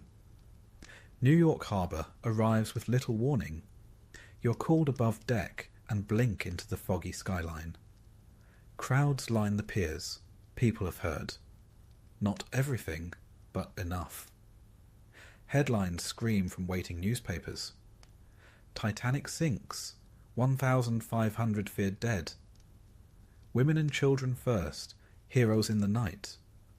World's greatest liner lost. You do not know if the figures are correct. You only know that more were lost than saved. When you step onto the gangway, reporters rush forward. They ask your name, where you were when the ship went down, whether you saw the iceberg, whether you were in a lifeboat. Some survivors speak eagerly, hungry for recognition or comfort. Others weep. You say nothing, moving past the cameras like a man already buried. The survivors are herded into groups. First class is met with carriages, waiting family members, hotels with warm beds and quiet staff. Second class receives sympathetic escorts, charitable offers, clean clothes. You, a third-class passenger, are sent to a holding area. Nothing cruel, but nothing comforting either. A city official reads from a clipboard. You are given the name of a charity offering lodging for the indigent. No one says the word immigrant, but you hear it in their tone. You are processed, not welcomed. In the days that follow, your survival becomes paperwork. A man from the White Star Line asks for your address, your employment history, your intended destination. You have none. You intended to start fresh, to find work, to become someone. Now you are someone else entirely, an echo of a voyage that never reached its end. The line gives you a small sum, compensation they call it, enough for new clothes, perhaps a room for a week.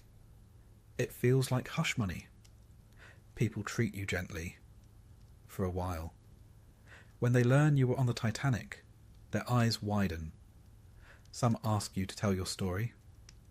Others simply touch your shoulder, as if trying to absorb a piece of your pain. You oblige a few of them, speaking carefully, omitting the worst parts.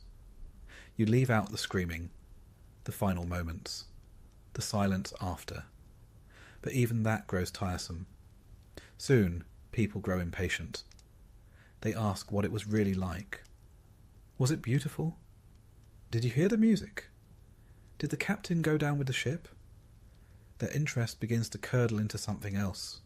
Morbid curiosity. Spectacle. You stop answering. The weeks pass. You find work. Warehouse lifting mostly. You're strong enough, though your joints ache when it rains. A local church helps you find a room. You share it with two others, neither of whom were on the ship. They speak of baseball scores and wages and who's courting who. You nod along, grateful to be in a world that continues to exist, and yet you are no longer part of it. You walk the streets at night, unable to sleep. When you do sleep, your dreams are of stars over water, of the groan of metal, of cold that bites deeper than bone. Eventually the newspapers move on. The world finds new stories. Political crises. Strikes. The sinking becomes history. Tragic, yes, but distant. You are no longer a survivor. You are just a man with a job, a coat, and a silence he keeps to himself.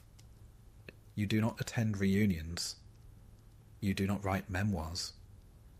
You receive a letter from a cousin back home in Ireland who saw your name in a list and wept with relief. You write back briefly, and then do not write again. Years pass. The city changes. Cars become common. Skyscrapers rise. People forget. But you do not. Every April, the air feels colder. Every time you board a ferry, you grip the railing with more force than necessary. You never return to the sea. Not for pleasure, not for passage, not for anything. And yet you live. Not easily, not without pain, but you do. You walk the streets. You speak when spoken to. You age.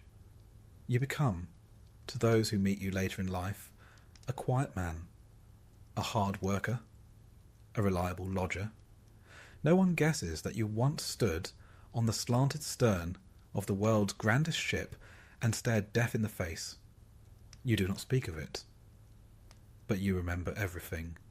You remember the thud of the iceberg, the vibration of steel underfoot, the smell of varnished wood and salt and panic.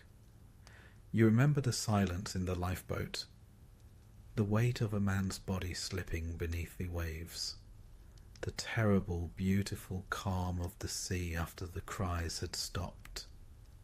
And most of all, you remember the lights that flickered once, twice, then vanished, leaving only the stars.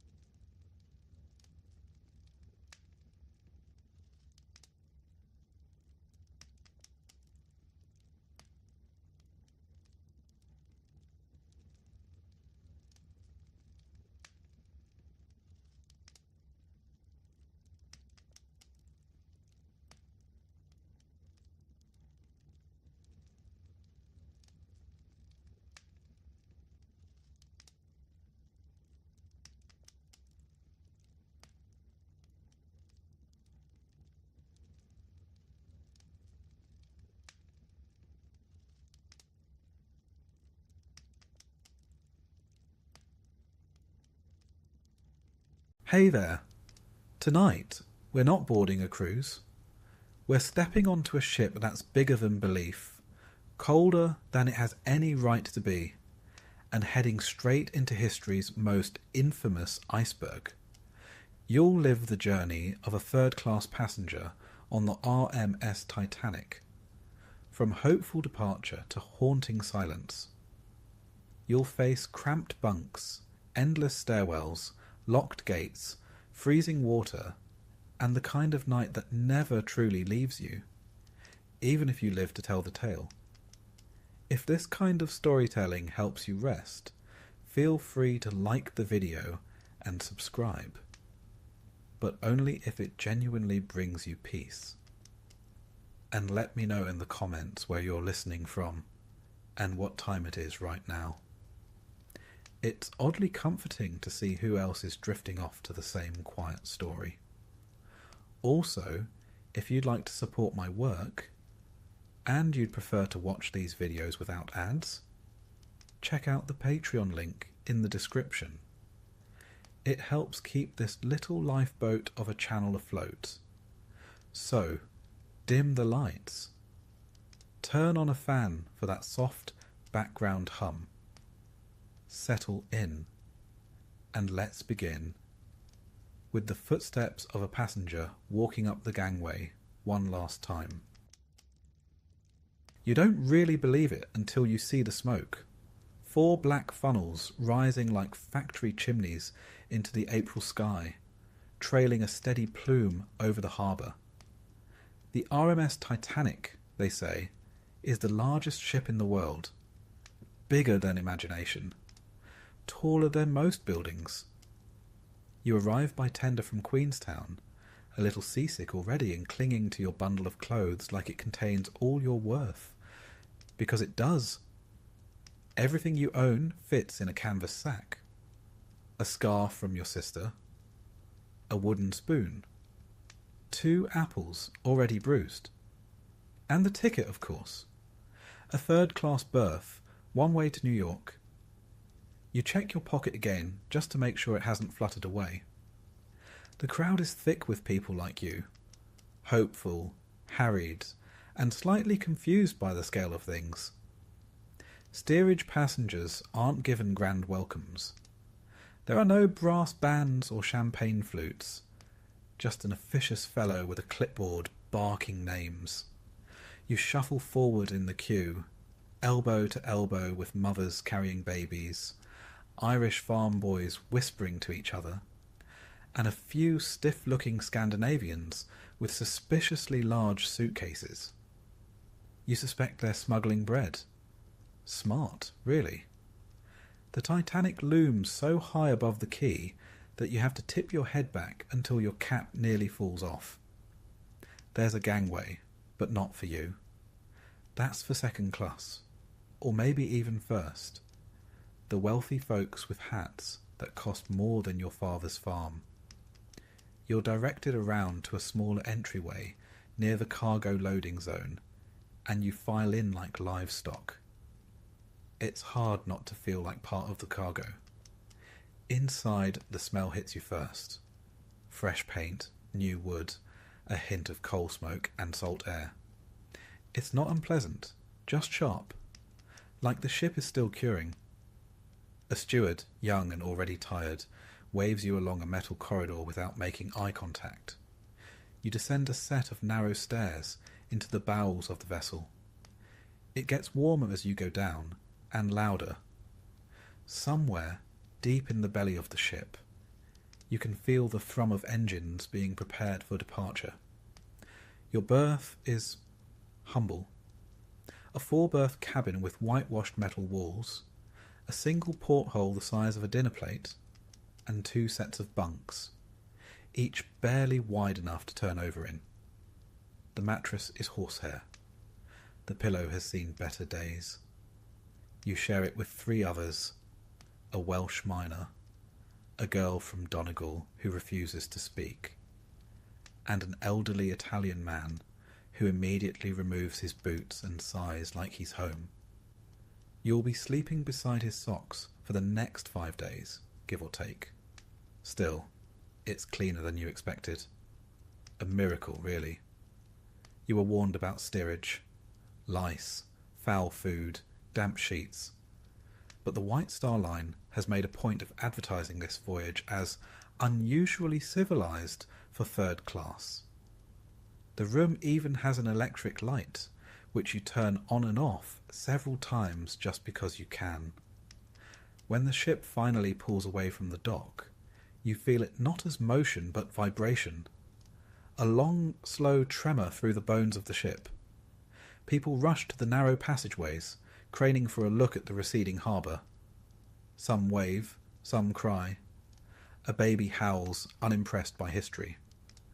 Above deck, far, far above you, the first-class passengers are sipping tea and watching the departure like it's an orchestral performance. Some wear furs despite the spring air. You wonder if they even know there's a third class aboard. You wouldn't be surprised if they assumed you were ballast. A steward drops by to explain the rules. Curfew at 10. Men and women sleep separately unless they're married, and you'll be needing a marriage certificate to prove it. Meals are taken in the dining saloon, 2 decks up, through the steel corridor, and past the washing station. Clean hands are apparently expected. You wonder if clean boots are too. Yours have never been accused of such a thing. Dinner is more than tolerable. You sit at a long wooden table with chipped edges, surrounded by strangers with varying accents and suspicious elbows. The fare: soup, boiled beef, potatoes, bread with proper butter, and plum pudding. It's hearty and hot, and there's plenty of it. The White Star Line is very proud of feeding its passengers properly, even those in steerage. You hear someone mutter that the menu upstairs includes roast squab and oysters. You quietly chew your bread a little faster, lest you start resenting your pudding. Afterward, you walk the lower corridors. The ship is a labyrinth. Metal walls, doors marked in confusing codes, stairways that lead to nowhere. You pass a small band practicing in a side room. Not the grand ensemble from first class, but a modest fiddle and piano duo. They play a reel that reminds you of home, and you stop just long enough to pretend you're not listening. There's a room for washing, large, tiled, cold, with basins and a pump handle. You splash water on your face and look in the mirror. You don't look like someone who belongs on the world's greatest ship. You look tired. But you're here. You made it. For now, that's enough. That night, as you lie on the too thin mattress with your arms tucked in tight to avoid brushing your neighbour, you stare up at the metal ceiling and try to imagine what first class looks like. There are electric elevators, you've heard, a squash court, a Turkish bath. You don't know what that is, but it sounds complicated. There's a reading room with velvet chairs, a veranda cafe with real ivy and a glass roof. Some passengers even brought their automobiles. Not that there are roads in the Atlantic. You consider sneaking up to see it, just once. But the doors are guarded, and you have neither the clothes nor the confidence to bluff your way through a grand staircase. Instead, you focus on the gentle hum of the engines. It's like sleeping above a breathing beast. The Titanic is a marvel, 882 feet long, nearly 100 feet wide. She carries over 2,200 people, crew, passengers, staff, more than the population of your village, and she's fast, capable of over 21 knots. That's more speed than most trains, though no one below deck is really in a hurry. The ship's designers claimed she could remain afloat with 4 of her 16 watertight compartments flooded. Some even call her unsinkable. You're not sure who started that rumour, but it's repeated like gospel. You close your eyes and feel the sway of the ocean, gentle for now. The North Atlantic is calm tonight, a rare blessing.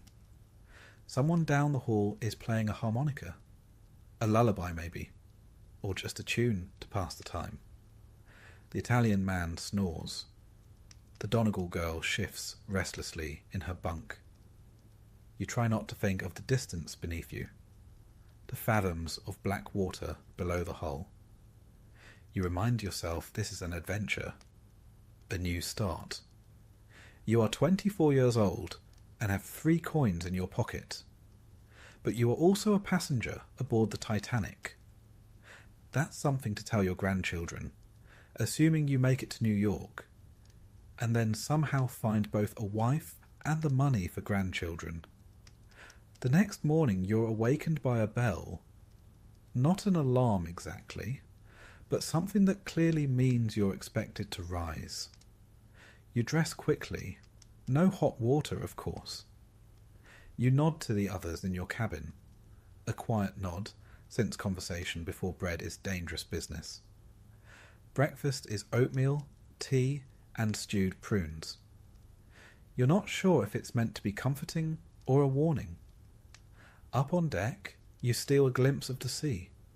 It stretches forever in all directions, silver blue and still. You're surrounded by sky and nothingness. It's beautiful in a way that makes you feel small. Just for a second, you understand why people paint oceans. You lean on the rail, squinting toward the horizon. Somewhere out there is America. Somewhere ahead, a new life. Somewhere above you, someone is reading a novel and sipping coffee from a porcelain cup. But down here for now, you are just a speck aboard a steel mountain, carried westward by the dreams of better things. And for the moment, everything is still afloat. The first full day at sea begins with your head jammed into a bunk corner and the Welshman above you snoring like he's strangling a goose. You're not sure which is louder, the man or the ship. The engines below beat like a great mechanical heart, deep and steady. It's a sound you'll grow used to, or at least tolerate, like the smell of damp wool or the taste of lukewarm tea. You climb down the narrow ladder, boots thudding on metal floor, trying not to wake the girl from Donegal, though truth be told, you're not sure she sleeps at all. She always looks slightly startled, as if she's just remembered something terribly important, and then forgotten it again. The Italian fellow is already up and lacing his boots, humming tunelessly. You nod to him. He nods back. Language barriers are easy to navigate when there's only one topic worth speaking about: breakfast. The corridor outside your cabin is narrow enough that 2 people passing have to negotiate it like a waltz. Pipes run along the ceiling. Everything is metal. The walls, the doors, even the staircase railings. You feel like a mouse in a boiler room. Still, it's clean. Surprisingly so, the White Star Line made sure of that. After all, third class is no longer called steerage in official brochures. That word, they realised, made people think of livestock. And livestock don't pay £6.10 for a transatlantic crossing. You pass a steward in a blue uniform, young, half-shaved, carrying a mop. He doesn't smile, but he doesn't bark either. That's something. Compared to most steamers, Titanic treats its third-class passengers with almost shocking decency. You've even got a proper dining saloon, not just a bench and a bowl, and you're allowed outside at certain hours. So long as you don't wander too far up the decks and startle the people in tuxedos. You follow the smell of bread to the third-class dining room, located midship on F deck. It's bigger than you expected. Long tables with benches, white enamel mugs, and tin cutlery that clinks like coins. The room is bright too, lit by electric bulbs that buzz slightly when you walk under them. You spot the Welshman already halfway through a bowl of porridge. You join him and are soon joined by the others. A family of Swedes with matching coats, an Englishwoman with 4 children and no husband, and a very round man who orders 2 servings without shame or explanation. The food is plain but plentiful. Breakfast is porridge, bread, marmalade, and tea, hot and dark. No fancy teas here, just the kind strong enough to make your ancestors sit up in their graves. Someone mentions that first-class passengers have kippers and smoked salmon. Someone else mentions that they are welcome to it, since it smells like feet. After breakfast, you explore the steerage section. It's not large, but it is its own little world. There's a general room where people gather, play cards, mend clothes, argue, flirt. A piano stands in one corner, and someone is always trying to play it, with varying degrees of success. The Irish boys know a few jigs, the Norwegians do not. A small library sits against one wall, mostly Bibles and books no one intends to read. But it looks respectable, and that's the point. The White Star Line wanted third class to feel clean, moral, and well supervised. Not because they cared, particularly, but because the immigration authorities in New York did. Ships that arrived with lice, fever, or rowdiness risked losing their landing permits. So the company, wise to the economics, kept steerage tidy. They hired matrons to monitor women and children. They fed you 3 times a day. They even installed electric fans to keep the air from turning fetid. Hey there! Tonight, we're not bored